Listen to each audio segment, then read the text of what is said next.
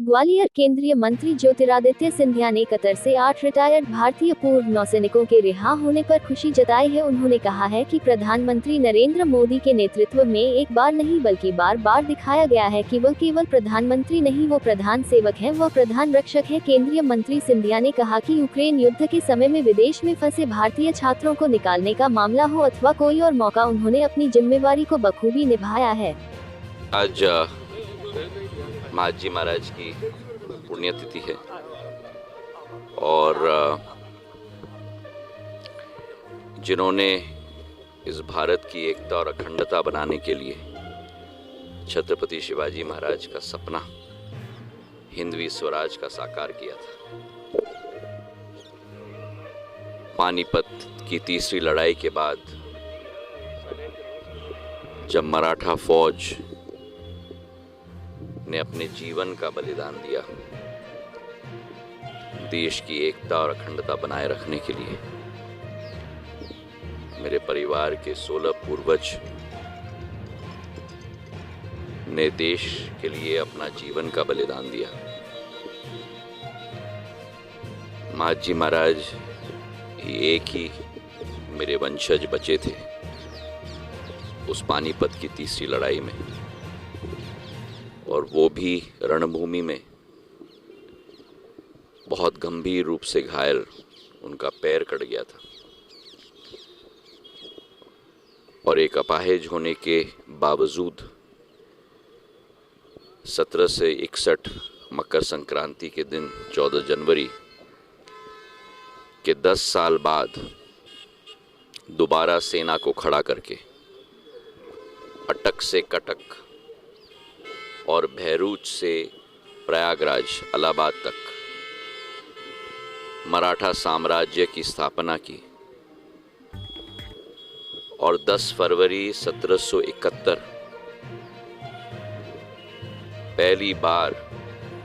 एक हिंदू राजा ने लाल किले पर अपनी नाग निशानी ध्वज को स्थापित की और दिल्ली के लाल किले से एक भारत और श्रेष्ठ भारत की विचारधारा के साथ लोक सेवा और जनसेवक के रूप में शासन किया 32 वर्ष 1803 तक। उनकी सोच और विचारधारा थी कि आक्रमणकारियों को भारत के बाहर ही रोकना होगा, और अंग्रेजों ने अपने इतिहास में भी लिखा था कि सबसे बड़ा कांटा अंग्रेज के रास्ते में महाजी शिंदे हैं, अगर उनको हटा दिया तो हिंद का रास्ता साफ होगा। मेरे पूर्वज ने अपनी साम्राज्य नहीं बनाई, छत्रपति शिवाजी महाराज का सपना साकार किया, विकास और प्रगति की शासन बनाई। बहुत कम लोगों को मालूम है, लेकिन यमुना से पहली बार दिल्ली को पानी देने की योजना महाजी महाराज के समय में स्थापित हुई थी। दिल्ली के सारे सुएज के लाइंस महाजी महाराज के समय में स्थापित हुई थी। 12 हिंदू राव अस्पताल जो जाना जाता है आज, वो भी उनके समय में स्थापित थी। और केवल वो नहीं, लेकिन भारत की आध्यात्मिक शक्ति को भी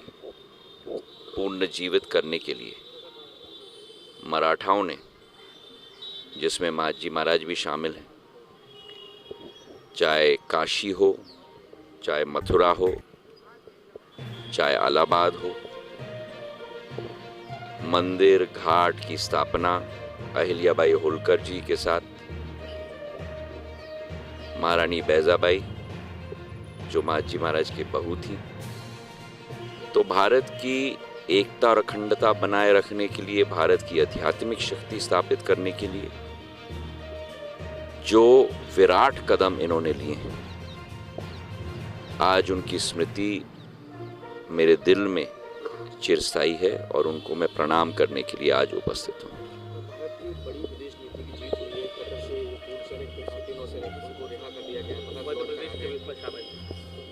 7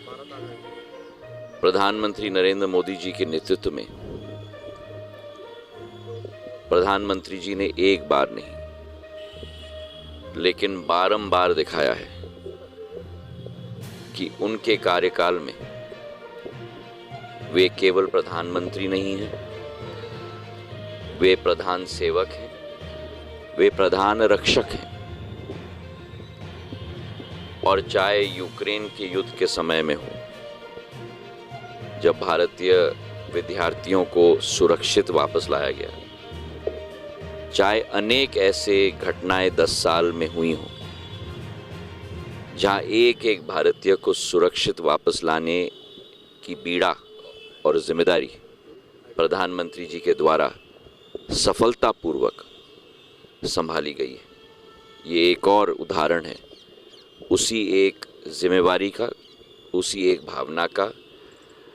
केवल देश के अंदर 140 करोड़ भारतीयों के प्रति नहीं,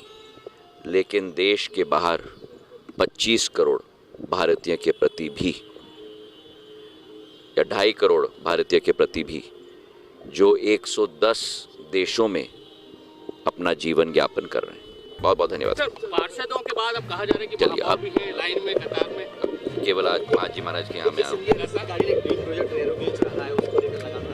आपकी कोशिश भी थी, आपने डिब्बों को रुकवाया था कि हमारी यही सोच है कि एक तो ग्वालियर से श्योपुर और श्योपुर से कोटा ब्रॉड गेज का की हमारी योजना बड़ी तीव्र गति से चल रही है, और हम ये भी हमारी कोशिश है कि वो हमारी विरासत है तो किसी रूप में हम लोग उसे ग्वालियर में रखें, पर उसकी फिजिबिलिटी भी हम लोग एग्जामिन कर रहे हैं अनेक संस्थानों के साथ, और आगे जाकर उस पर भी कार्य करेंगे। बहुत महत्वपूर्ण है। ये 12वीं संस्करण है और आज 1 लाख रोजगार के अवसर प्रधानमंत्री जी के द्वारा दिए जाएंगे।